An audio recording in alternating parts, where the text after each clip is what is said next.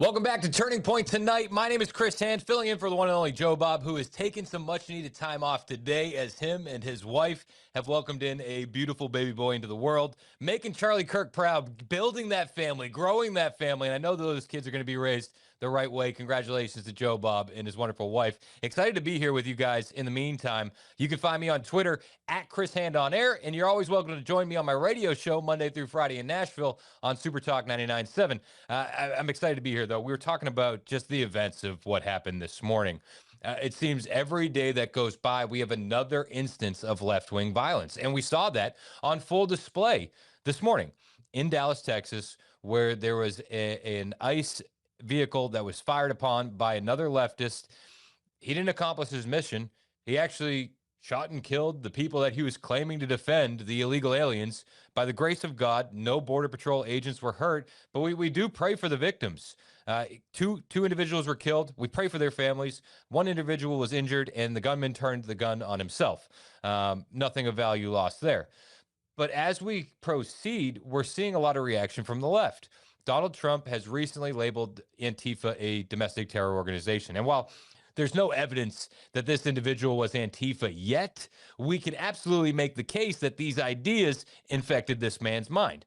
And a lot of these ideas will percolate online, and they're then amplified by the mainstream media and by political leaders. And we see that nonstop. Just the other night, Gavin Newsom was on with Stephen Colbert calling ICE the Gestapo and saying that they're disappearing people. And it's like, Gavin, if you let ICE into your jails, well, we wouldn't have this issue. Nobody would be disappeared on the streets. It would be much more peaceful, much more safe for everyone. But they don't want to do that. They want to use this as a political talking point. And they're using Donald Trump declaring Antifa a domestic terror organization as a political talking point. Just yesterday, Kamala Harris was on Rachel Madcow's show, and she was asked about Antifa being declared a terror organization. And I want to play you her comments, but listen closely because she says so much while saying nothing at all. We've also now, in an executive order today, we've got the president describing Antifa, the anti-fascist, it's not even really a movement, the anti-fascist tactics of a portion of the protest movement as a domestic terrorist organization. What is your reaction to those things? What do you think the appropriate response is to things like that?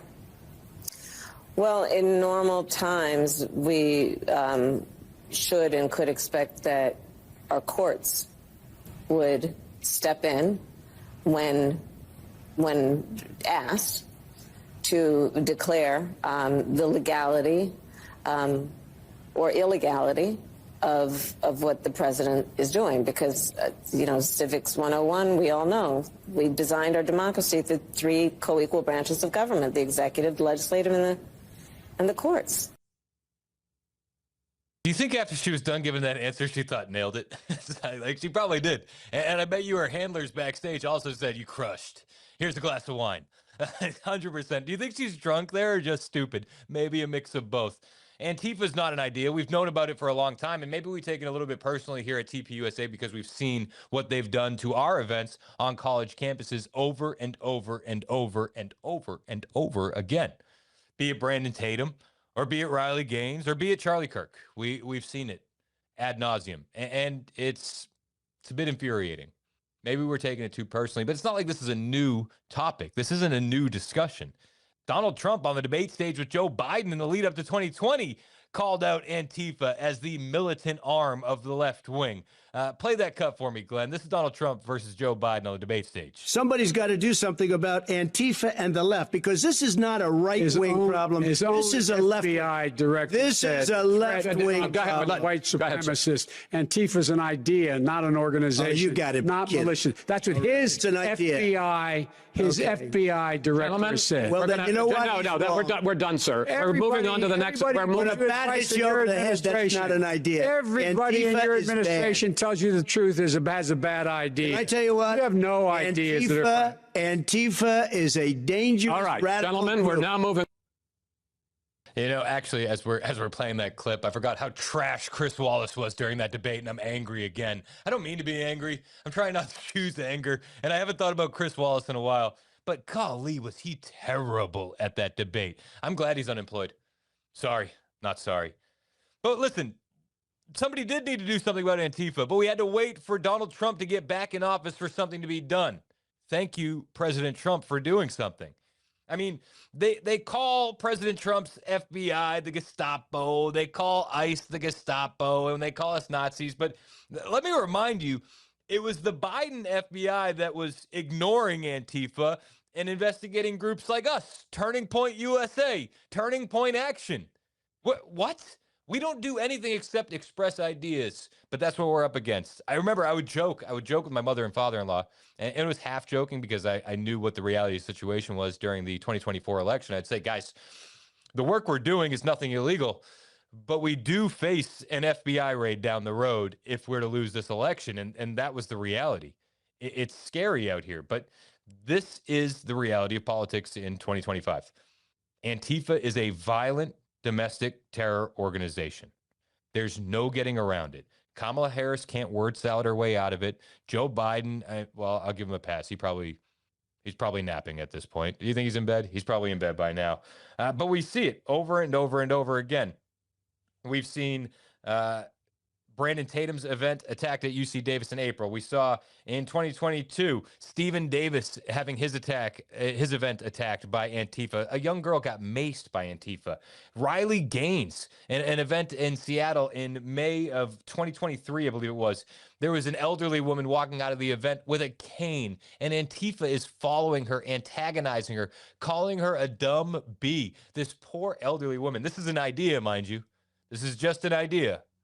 Crazy, but they call us the fascists. They call us tyrannical. They call us domestic terrorists. Miss me with that. Miss me with it.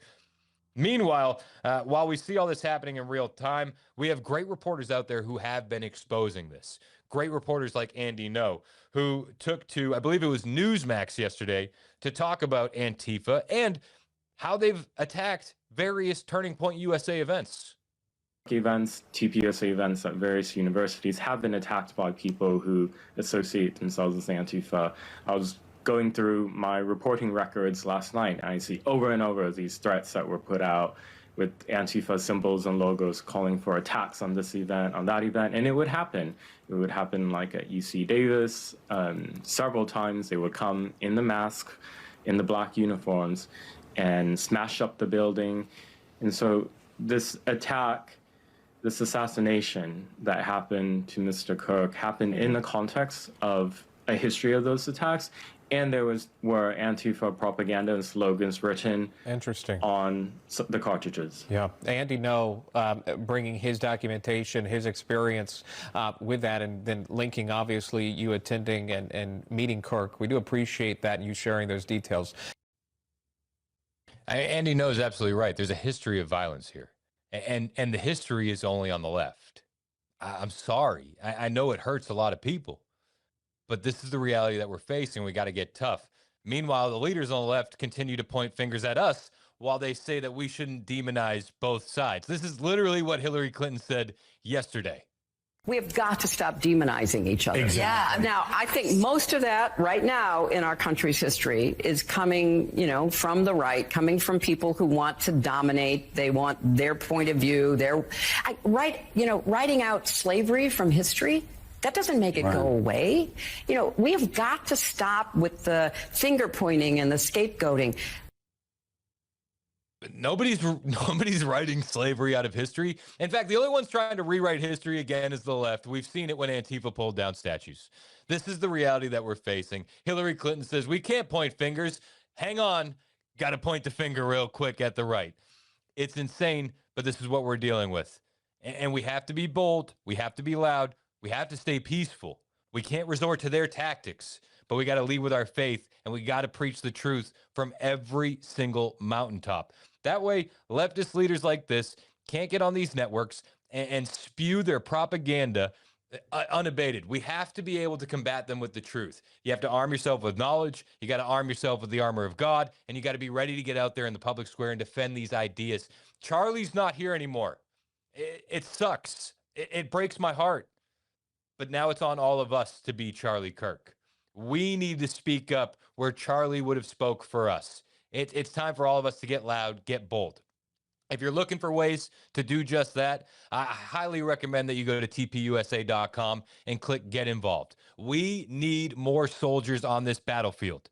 The battlefield's digital these days. You can do it with just a Twitter account. Don't minimize your own voice. You are more powerful than you think you are. Start a podcast, start a Twitter account, make some reels, get loud. It's going to take all of us. If you need some help, you can always find me online, and I'll be happy to point you in the right direction. I'm at Chris Hand on Air on every social media platform. Hit the follow button. I will follow you back. I'm so grateful to have been able to fill in tonight on Turning Point tonight for Joe Bob for the best reason possible. Again, congratulations to my friend and his beautiful wife on having a wonderful baby boy. You guys deserve all the blessings that are headed your way. We'll continue praying for you. And I ask this audience to continue praying for Joe Bob, his wife, and their new bundle of joy as well. As we conclude the program this evening, all I can say is God bless America.